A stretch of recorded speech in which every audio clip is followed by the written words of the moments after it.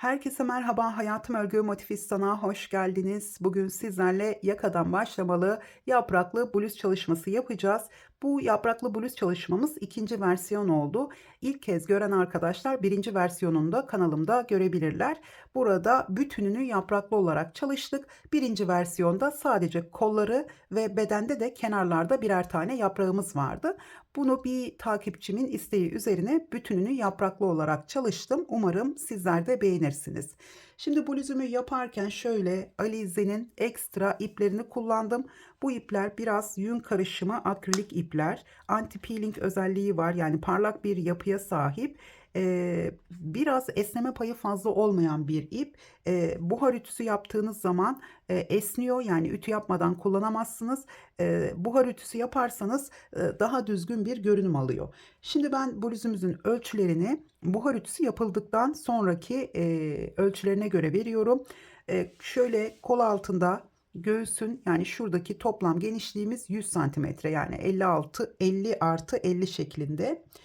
Ayrıca uzunluğu 65 santimetre, kol uzunluğu da 55 santimetre oldu. Uzun boylu bir arkadaş için örüyorum. Şimdi ben large beden için bluzumu çalıştım. Her zaman söylediğim gibi bütün large bedenler aynı göğüs santimetresine sahip değil. O yüzden üzerinize ölçerek, kullanmış olduğunuz bir bluzun üzerine ölçerek ya da kendi üzerinizde ölçerek ilerlerseniz daha sağlıklı olur. Şimdi sizlere videoda göstermediğim sadece şöyle kollarda son sırada bir sıra trabzan yaptım. Burada hangi sırada bitireceğinizi bilmediğim için size ona göre sayıları vermek istiyorum. Burada 3 zincir boşluklarının olduğu yerde bitirirseniz 2 tane trabzan yapın. 4 zincir boşluklarının olduğu yerlerde bitirirseniz de 3 tane trabzan yapın. Yine bir zincir boşluklarına bir tane trabzan yaparak ve yine trabzanların üzerine de trabzanlar yaparak son sırayı tamamladım. Etek ucunda ve kollarda bu şekilde bitirdim. Şöyle biraz yakamızı göstermek istiyorum. Birinci versiyon yapraklı bluzumuzda yakada daha az zincirle başlamıştık large beden için. Kullandığımız ipin farkından dolayı aynı tığ numarasıyla başlasak da burada yakamızın ölçüleri farklı olabiliyor. Burada daha fazla zincir sayısı üzerine başladığımız için ince veya kalın ipler aynı şekilde başlayabilirler.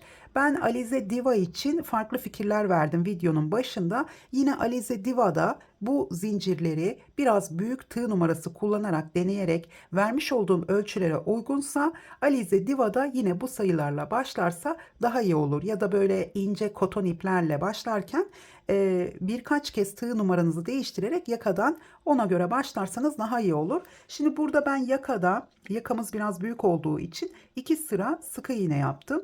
Birinci sırada sık iğnelerimi yaptıktan sonra, yani trabzanların üzerine ve zincir boşluklarına 2 tane sık iğne, trabzanların üzerine de birer tane sık iğne yaptım. İkinci sırada ise 5 tane sık iğne ve sıradaki 6 ve 7'yi keserek, teke düşürerek yaptım. Sadece 2 sıra yaptım. Bu benim için yeterli oldu ve ütü yaptıktan sonra yine şöyle yakamızın ölçüsü şöyle vermek istiyorum.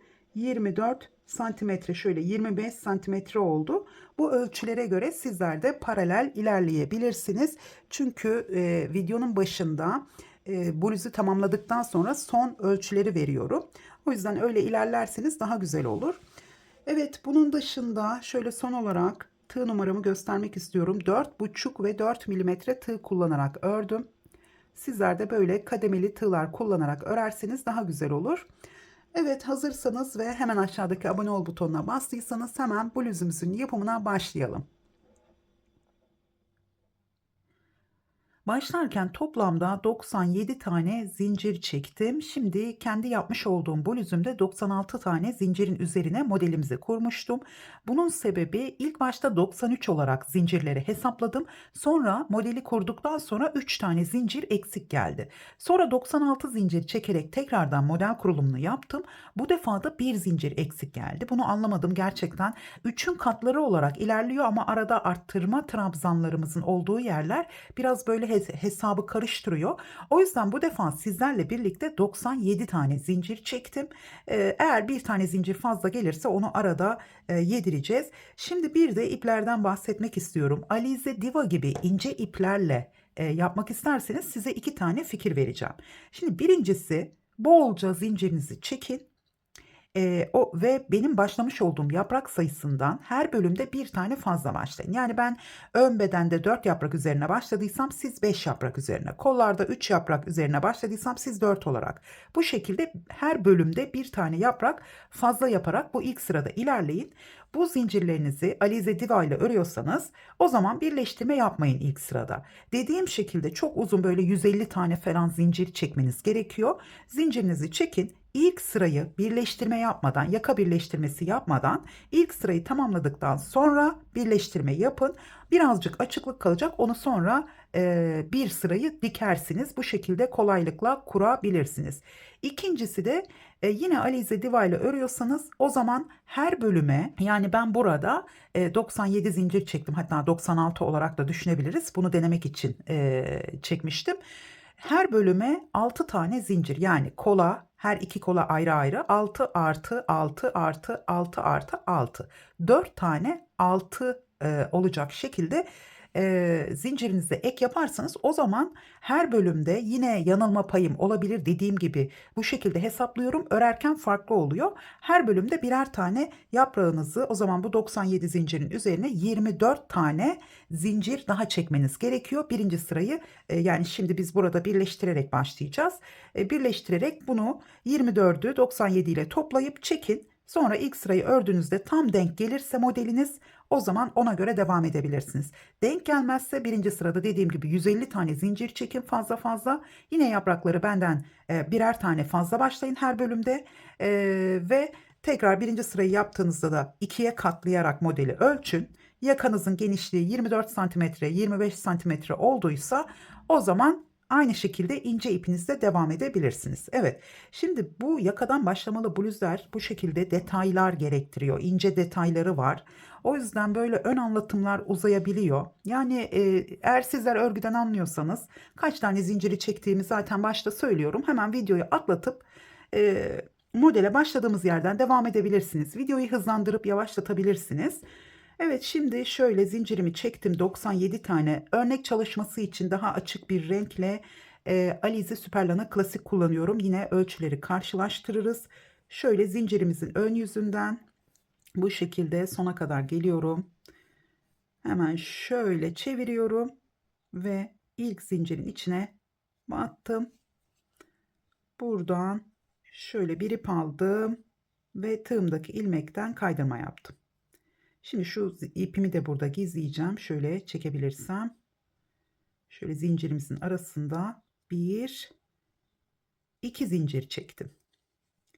Şimdi hemen kaydırma yapmış olduğum ilk zincirin içine bir tane fıstık yapacağız. Onu da şu şekilde yapıyorum. Şimdi zincir çektiğim için 3 tane yarım ikili trabzan yapıyorum.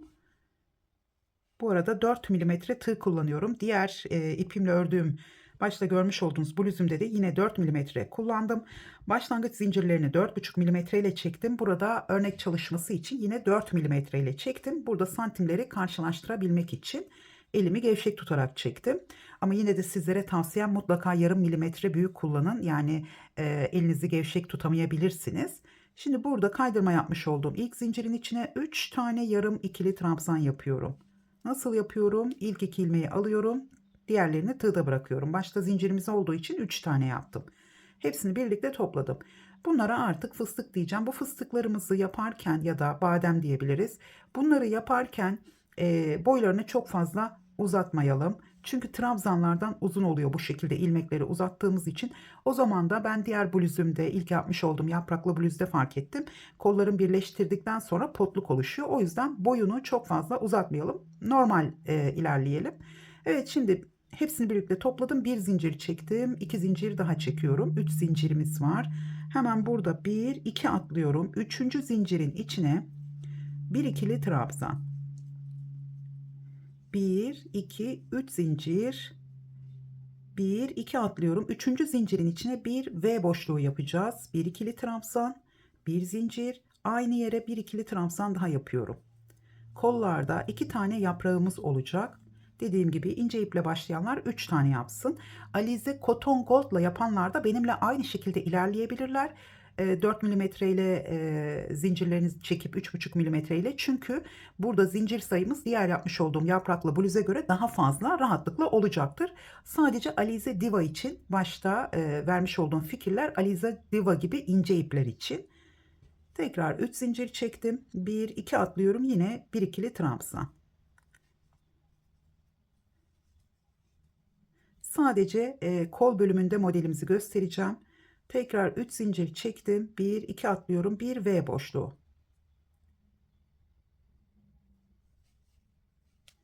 Şöyle bir ikili trabzan, arada bir zincirimiz var. Tekrar aynı yere bir ikili trabzan. 1 2 3 zincir. 1 2 atlıyorum.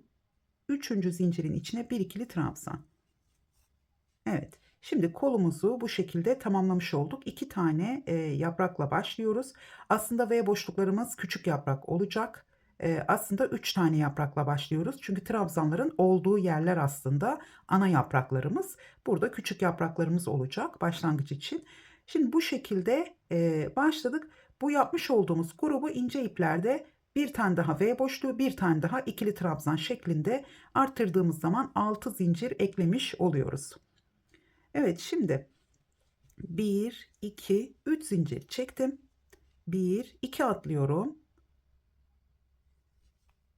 Buraya 4 tane yarım ikili trabzan yapacağım. Bu bizim artık arttırma ayrımları yaptığımız yerler olacak. Şöyle üçüncüsü ve dördüncüsü. 1 2 3 zincir. Şimdi ön bedene başlıyoruz veya arka bedene. Yine 1 2 atlıyorum. İlk olarak üçüncü zincirin içine bir ikili trabzan. 1 2 3 zincir.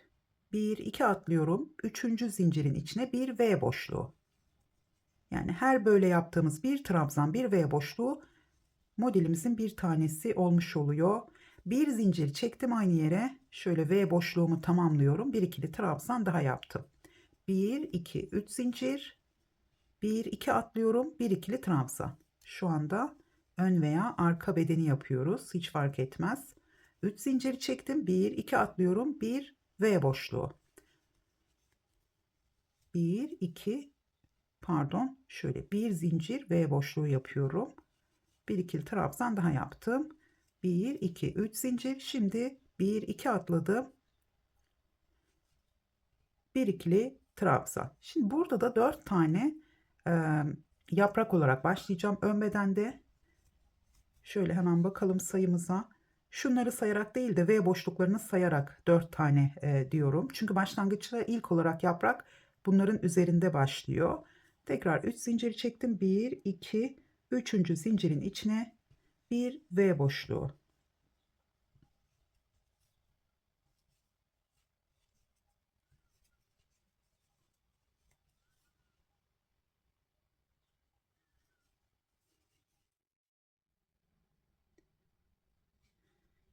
Evet, şöyle son ikili trabzanımı yaptım. Hemen bakalım.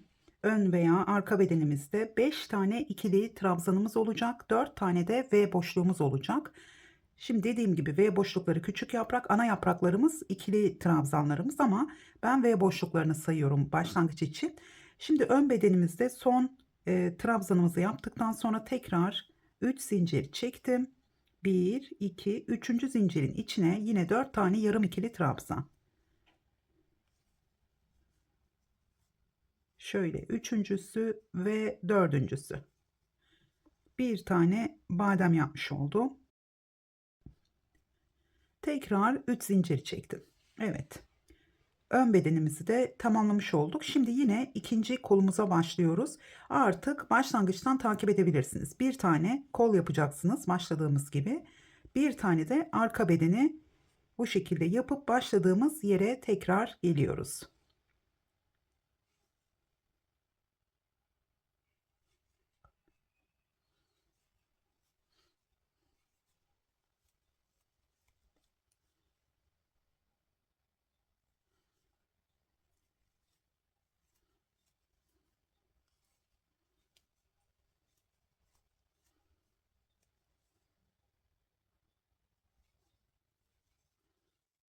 Evet, ilk sırayı tamamladım. Böylece model kurulumunu bitirmiş olduk. Şimdi burada yakanın genişliğine bakacağız. İlk sırayı ördüğünüz zaman yakanın genişliğini ölçmeniz gerekiyor.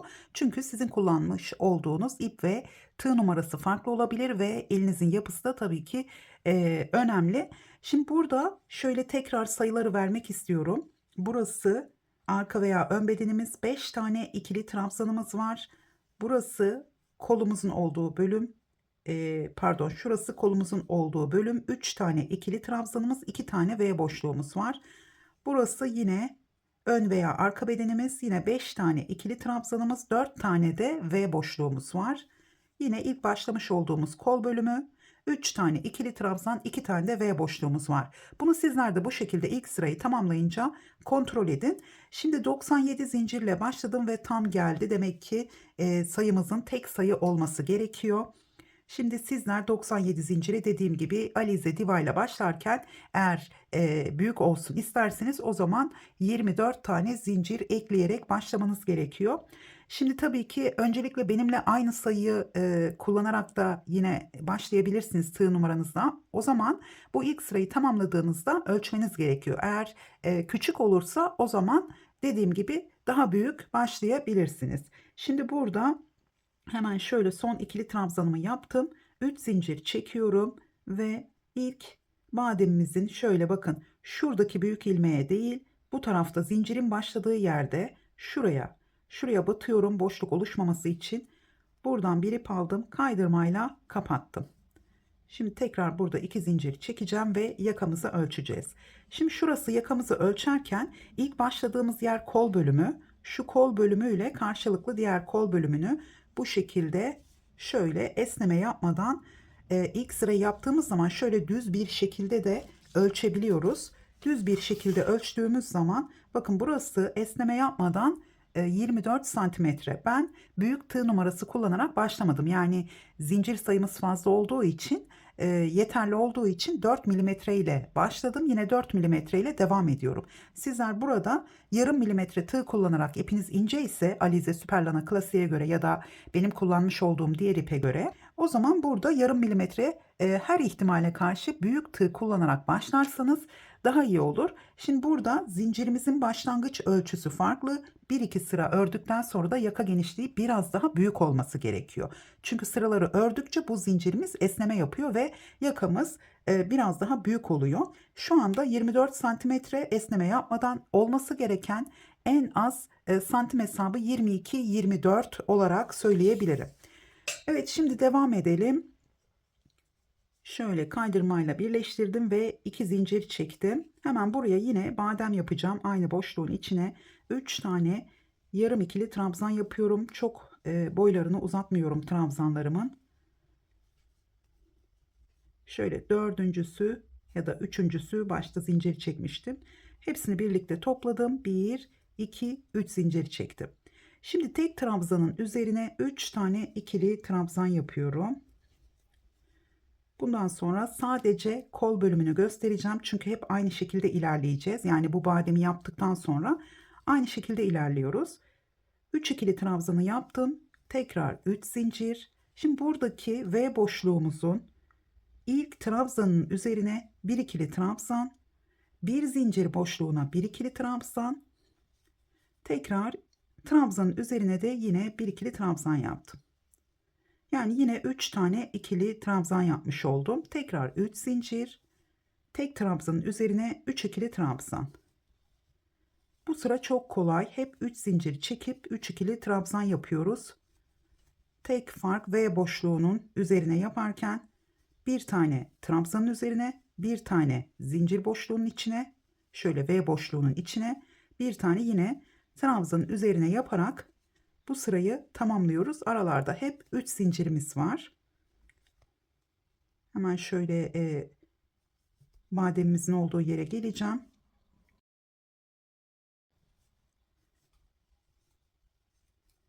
Evet, tekrar burada 3 zincir çekiyorum sonda. Şimdi burada yine üzerine batarken bakın buradaki şu büyük görünen boşluğa değil bu tarafta şöyle zincirin başladığı yere batıyorum. Yani diğer tarafa batarsanız da olur. Yani boşluklar daha sonra kapanıyor ama bu şekilde biraz daha güzel görünüyor. 4 tane yarım ikili trabzan yapıyorum. Evet. Yani badem yapmış oldum. Tekrar 3 zincir. Hepsini topladıktan sonra 3 zincir çekiyorum. Ve sıradan devam ediyorum. Tek trabzanın üzerine 3 ikili trabzan, 3 zincir ve boşluğun üzerine yine 3 ikili trabzan yaparak bu sırayı tamamlıyoruz.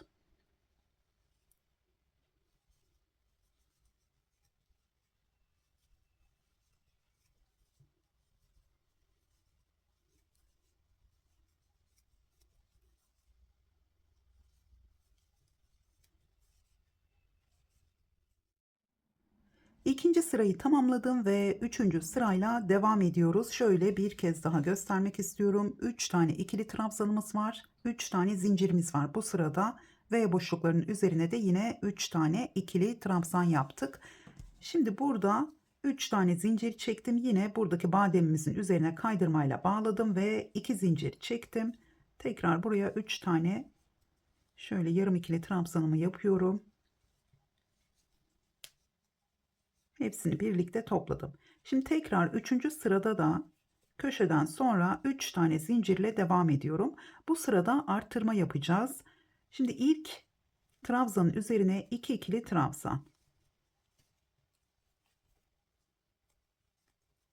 Sıradaki trabzanın üzerine 1 trabzan. Son trabzanın yani 3. trabzanın üzerine 2 ikili trabzan. Toplamda 5 tane trabzanımız oldu. Şimdi tekrar 1, 2, 3 zinciri çektim. Şimdi buradaki 3 tane yani V boşluğumuzun üzerindeki 3 trabzanı teke düşüreceğiz. Şöyle yarım ikili trabzan yapıyorum. Sıradakini tekrar ilk iki ilmeği aldım. Diğerini tığda bıraktım. Tekrar bir ip aldım. Üçüncü trabzanın üzerine yine ilk ikisini aldım. Diğerini tığda bıraktım. 4 tane ilmeğim var. Hepsini birlikte topladım. Bunlar bizim başlangıçtaki küçük yapraklarımız olmuş oluyor bu şekilde. Tekrar 1, 2, 3 zinciri çektim.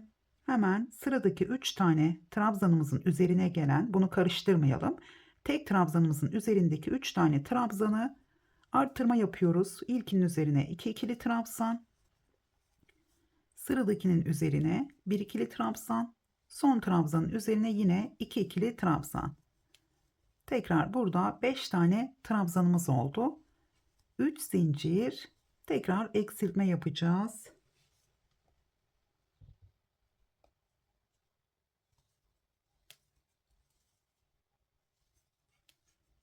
Şöyle üçüncü yarım ikili trabzanımı yaptım. Hepsini birlikte topladım.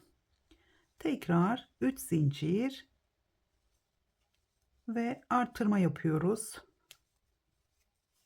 Tekrar 3 tane trabzanımızı 5'e çıkarıyoruz.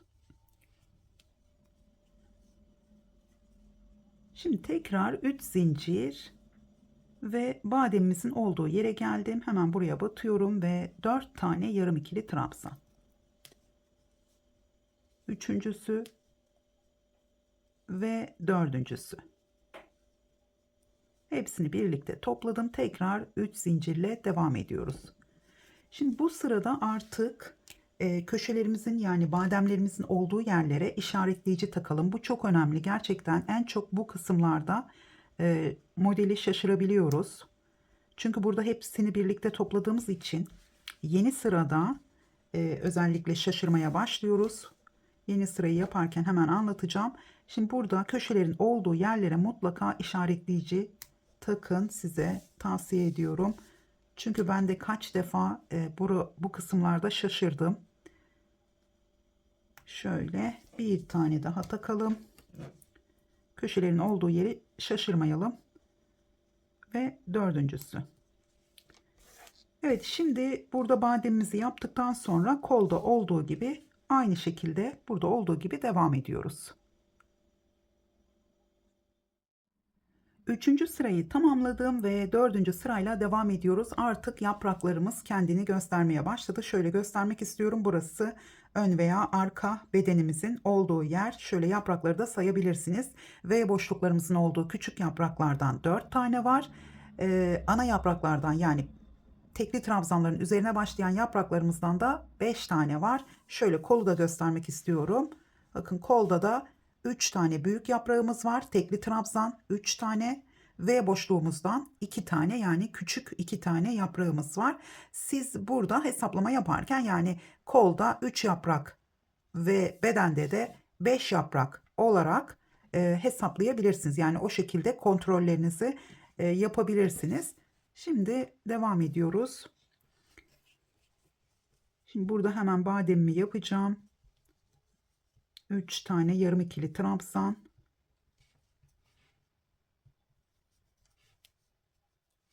Şöyle hepsini birlikte topladım.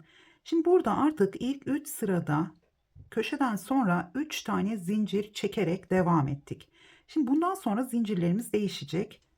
Bir zincir çektim. Hepsini topladıktan sonra burada bademimizden sonra bir zincir çektiğimiz için bu bir zincir burada çok sıkışabiliyor. Bazen ben 2 zincir çekiyorum ama şimdi karışıklık olmasın diye şöyle biraz gevşek olacak şekilde bir zincir çektim. Bir ip aldım. Hemen ilk trabzanın üzerine 2 ikili trabzan. Yine arttırma yapıyoruz. Sıradaki trabzanın üzerine bir ikili trabzan. Burada 3 tane trabzanımız oldu. Başlangıçta bir zincirimiz var. 1, 2, 3 zincir çektim. Sıradaki trabzanı atlıyorum. Diğerinin üzerine bir ikili trabzan. Son trabzanın üzerine 2 ikili trabzan. Burada yaprağımızı açmış olduk artık. Burada 3 zincir çektiğimiz için başlangıçta bir zincir çekiyoruz. Yani hep bu yaprağımızı açtığımız sırada burada bir zincirle başlıyoruz. Şimdi yaprağımızdan sonra yine bir zincirle devam edeceğiz. Bir zincir çektim. Şimdi bir ip aldım. Burada yaprağımızı bir trabzanla tamamlayacağız. Burada hepsini birlikte topladık. Son bir trabzan yapıyorum. Bir ikili trabzan, tekrar bir zincir. Hemen sıradaki beşli trabzan grubumuzun ilkinin üzerine 2 ikili trabzan. İkincisinin üzerine tek trabzan. 1, 2, 3 zincir. Bir trabzan atlıyorum.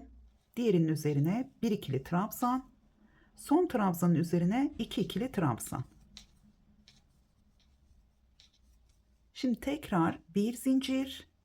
Hemen buradaki küçük yaprağımızı tamamlıyorum. Buraya bir ikili trabzan.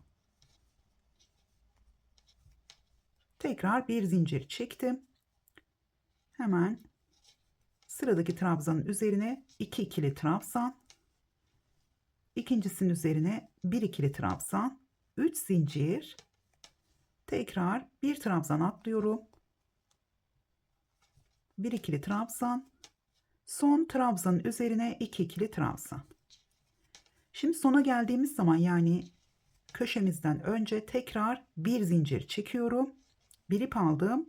Hemen buraya bademimizi yapalım.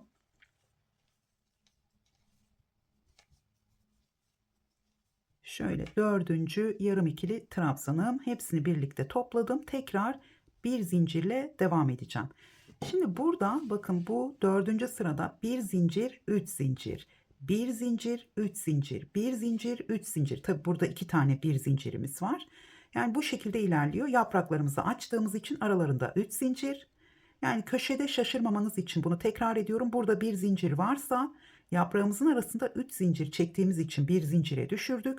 Daha sonra yine buradaki yaprağımızı tamamlarken de bir zincir, bir trabzan, bir zincir, tekrar 3 zincir.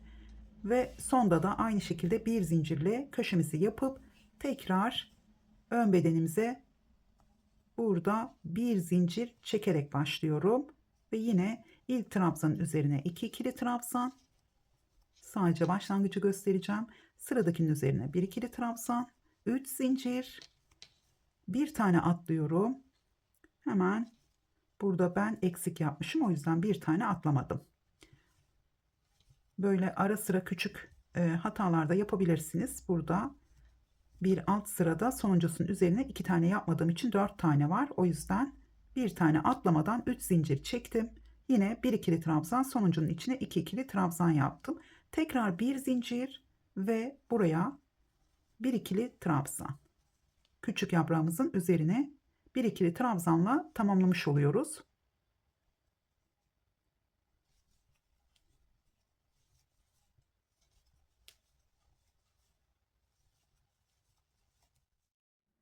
Dördüncü sırayı tamamladım ve beşinci sırayla devam ediyoruz. Hemen şöyle bakalım.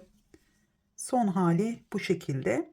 Şimdi burada da sırayı tamamladığımız zaman sonda yine bir zincir çekerek kaydırma yaparak sırayı tamamlıyoruz. Hemen burada bir tane badem yaptım ve bu defa 2 zincir çektim. Şimdi önce bir zincir, sonra 2 zincir, sırada gelen 3 tane ikili trabzanımızın üzerine yine 3 tane ikili trabzan. 1 2 3 4 zincir. Yaprağımızın arasında birinci sırada 3 zincir, ikinci sırada 4 zincirimiz var. Yine sırada gelen trabzanların üzerine 3 tane ikili trabzan. Şöyle üçüncüsü.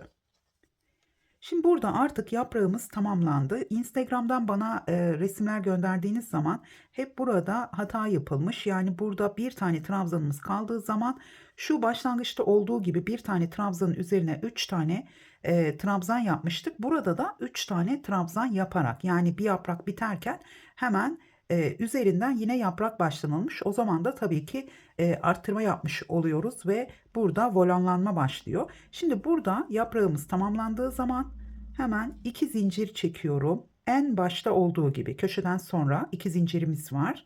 Şu yapraklarımızın arasındaki zincirlerle şu iki yaprağımızın arasındaki zincirleri karıştırmayalım. Bu iki yaprağımızın arasındaki zincirler hep şu başta kaç tane yapıyorsak köşemizden sonra o şekilde ilerliyor. Şimdi 2 zincir çektim. Bu trabzanımızı burada atlıyorum ve yaprağımızın üzerinden devam ediyorum. 3 ikili trabzan. Tekrar 4 zincir. Şöyle 3 ve 4. Bu sırada 4 2 4 2 diye ilerliyor zincirlerimiz. Tekrar 3 ikili trabzan. Yani tek trabzan gördüğümüz zaman, çünkü yeni yaprağı yine tek trabzanın üzerinden başlayacağız ama bu başlangıç sırasında olduğu gibi değil. Böyle tek trabzanı gördüğümüz zaman altında yaprağımız varsa artık burayı 2 zincirle atlıyoruz ve 3 ikili trabzan.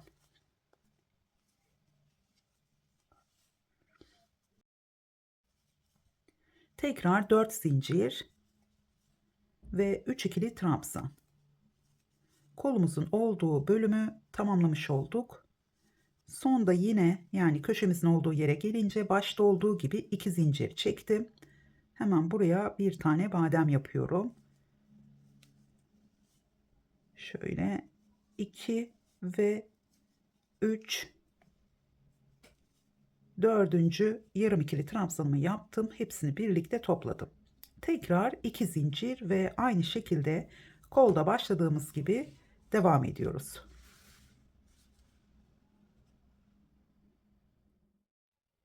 Beşinci sıranın sonunda yine 2 zincir çekerek sırayı tamamladım ve tekrar köşemizi yaptım. Tekrar 2 zincir çektim.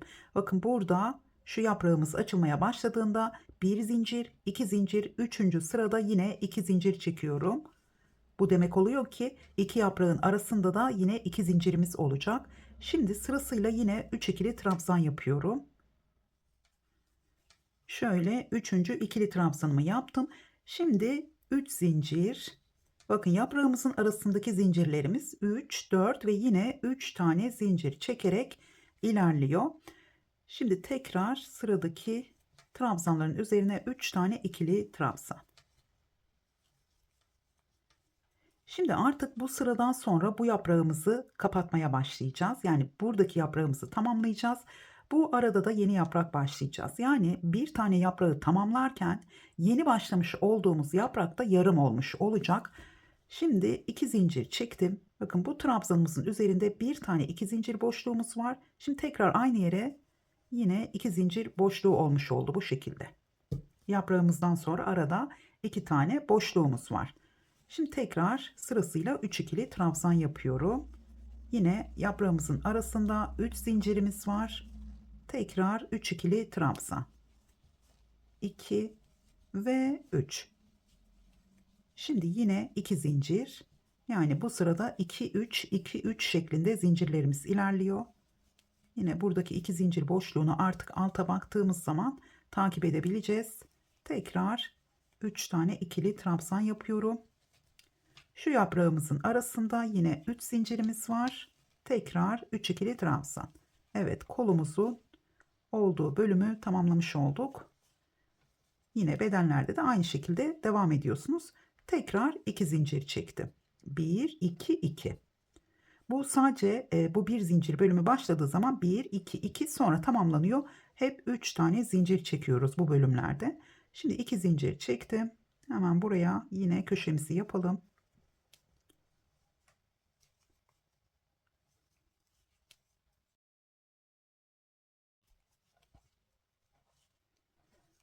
Şöyle dördüncü yarım ikili trabzanımı yaptım. Hepsini birlikte topladım ve 2 zincirle yeni sıraya beden bölümüne devam ediyoruz.